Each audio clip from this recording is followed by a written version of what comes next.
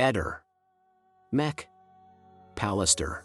Domenica 29 ottobre. Oggi è San Ermelinda. La frase del giorno è: vuoi essere un grande? Comincia con l'essere piccolo. Accadde oggi, 29 ottobre 1955, la nave da guerra sovietica Novorossiysk scurta una mina della seconda guerra mondiale nel porto di Sebastopoli. Lo sapevi?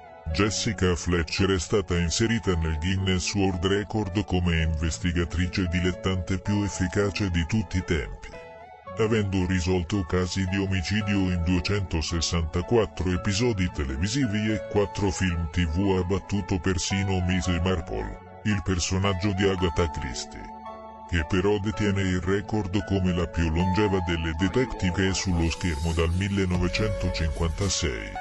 Ehi, non dimenticare di iscriverti a questo canale.